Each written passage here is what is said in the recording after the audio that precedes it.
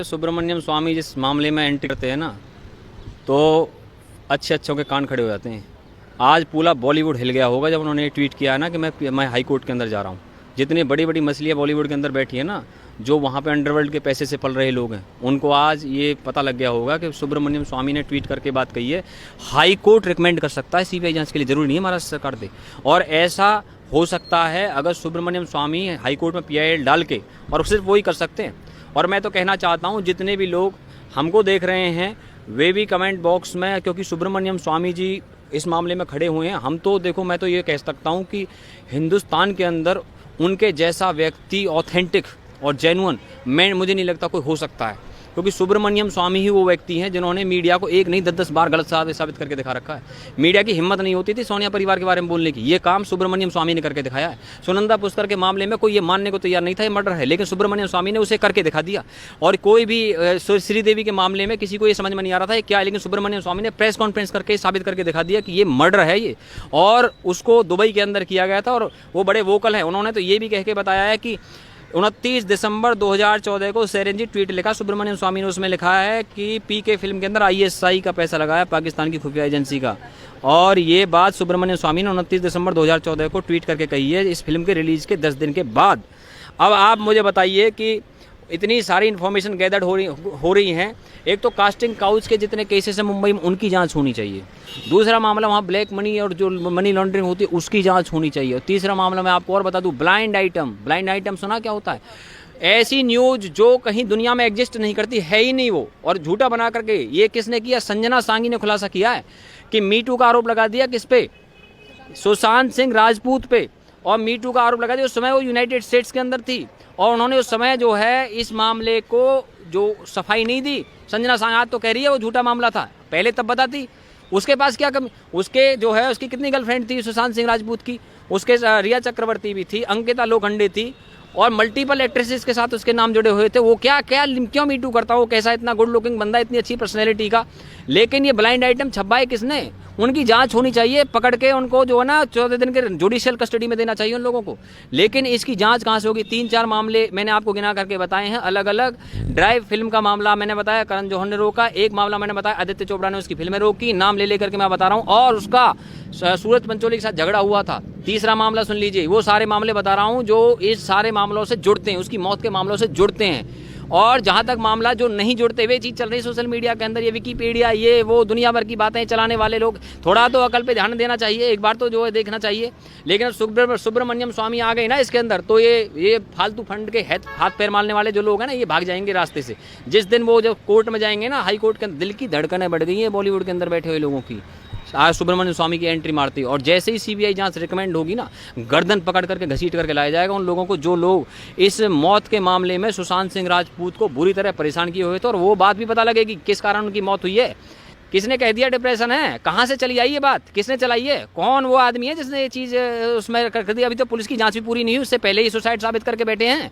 ये मीडिया के अंदर भी संदिग्ध मौत ऐसे शब्द चलाने चाहिए, वहाँ पे चला देती है सुसाइड है, ये वो दुनिया भर की बातें हैं ये, और जो है देश के अंदर ऐसा माहौल क्रिएट कर देते हैं। अब कहाँ गए लोग सुनंदा पुष्कर के मामले को जो सुसाइड बताते फिरते थे, आज वो मर्डर शब्द हो गया। सर यहाँ पे जिस तरीके की बात आपने कही, तो यहाँ से ये बात भी समझ आती है कि जो लोग सुशांत सिंह राजपूत की मौत को जो ज्यादा आवाज नहीं उठा रहे थे, जो आंदोलन चल रहे थे, उन्हें भी दबाने की कोशिश तमाम तरीकों से की जा रही थी। और ये भी कहा जा रहा था कि इसमें ज्यादा खोजबीन की जरूरत नहीं है। तमाम ऐसे न्यूज़पेपर थे जो इस तरीके की बातें लिख रहे थे। संजय राउत ने भी अपने सामना पत्र में इस तरह की चीजें लिख दी। उन्होंने कहा था कि इसमें ज्यादा खोजबीन की जरूरत नहीं है, ये सिंपल सुसाइड है, सुशांत सिंह राजपूत ने अपना करियर बर्बाद किया है। तो आज जो सुब्रमण्यम स्वामी ने जो आज ट्वीट किया है, तो इसका क्या असर पड़ेगा उन लोगों पर जो इस मामले को और इस आंदोलनों को दबाने की कोशिश कर रहे थे? संजय राउत क्या ब्योमकेश बख्शी है, कोई डिटेक्टिव है क्या? उन्होंने लिख दिया सामना के अंदर कि ये डिप्रेशन था। वो पहले से इन्वेस्टिगेशन के बगैर ऐसे कैसे लिख दिया उन्होंने इस चीज़ को? वो कौन होते इस बात को लिखने वाले? एक कहावत है उर्दू के अंदर कि वो झूठ भी बोल रहा था तो इस अंदाज से कि मैं यकीन ना करता तो क्या करता। तो कुछ लोग जो है ना, झूठ को इस अंदाज के अंदर बोला जाता है कि कहते हैं कि किस्मत पे उस मुसाफिर खस्ता की रोई है जो थक के बैठ गया मंजिल के सामने। तो इन लोगों ने जो है ना एक पूरा ये बॉलीवुड को बचाना चाहते हैं।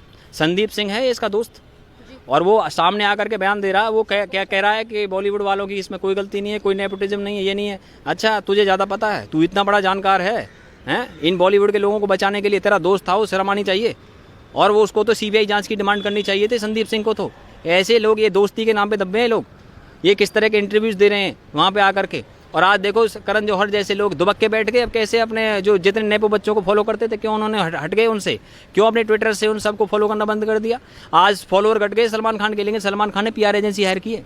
और पीआर एजेंसी क्या कर रही है, वो क्या कर रही है, उसकी इमेज को दोबारा डेवलप कर रही है। उन्होंने ट्वीट किया सलमान खान ने कि मैं चाहता हूं कि मेरे फैंस सुशांत के फैंस के साथ सहानुभूति रखे। बहुत बढ़िया बात है। और बयान दिलवाने, फ़ोन करके बयान दिलवाते हैं, ट्वीट भी पैसे लेकर के किए जाते हैं। एक एक ट्वीट का पैसा लगता है कि आप ट्वीट कर दीजिए इसके पक्ष में।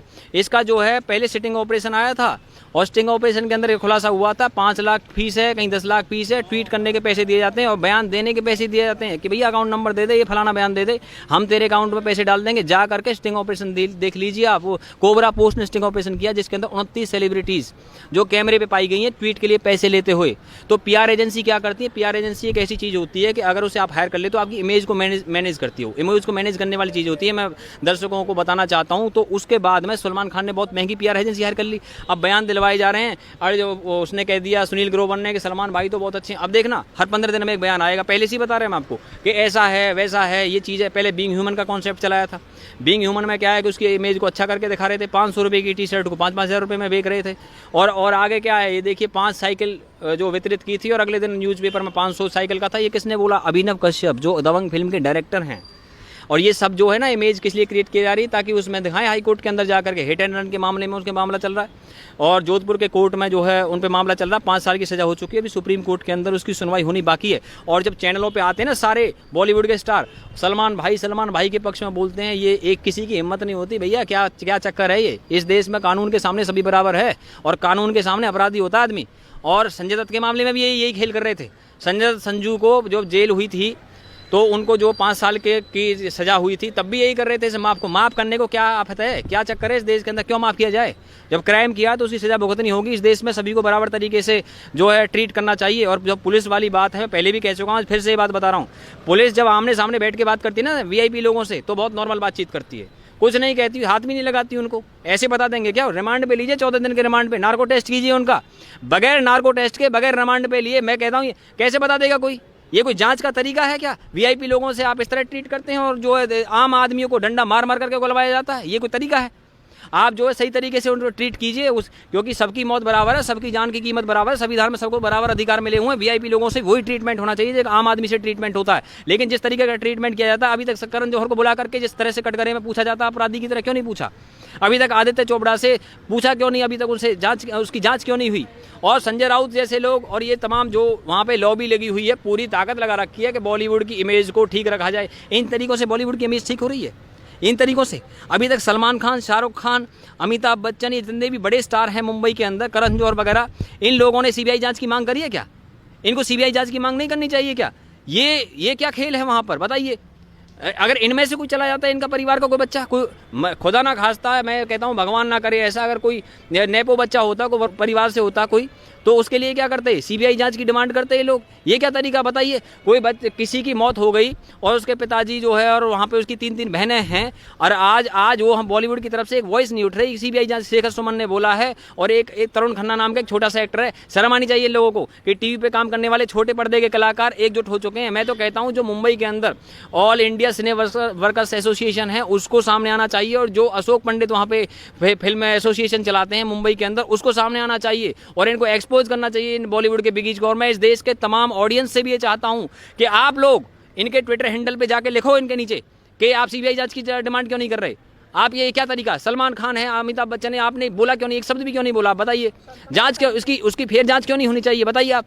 ये सब खुल के सामने क्यों नहीं आते? हर आदमी अपनी बिरादरी के लिए हर आदमी सामने आता है। जब पॉलिटिकल मामला होता है तो पॉलिटिकल लोग सामने आते हैं, लेकिन इस बिरादरी के लोग क्यों नहीं सामने आ रहे? किसी आदमी की जो है इतनी रहस्यमय मौत हुई है, हो सकता है मर्डर हो, उसकी बात जांच तो सीबीआई को करनी चाहिए। मुंबई पुलिस कैसे निकाल देगी? मुंबई पुलिस तो इतने दबाव में है। मुंबई तीन तो पार्टियां सर पे बैठी है मुंबई पुलिस के, 3 पार्टियां बैठी हैं सर पे उसके, कैसे निकाल देगी बताइए आप मुझे। और उनका जो गृह मंत्री वो भी एनसीबी का बना हुआ है। ये क्या लूली लंगड़ी सरकार क्या करेगी बताइए आप मुझे। आज वे काबिल हुए जो कभी काबिल ना थे, आज वे काबिल हुए जो कभी काबिल ना थे, मंजिलें उनको मिली जो दौड़ में शामिल ना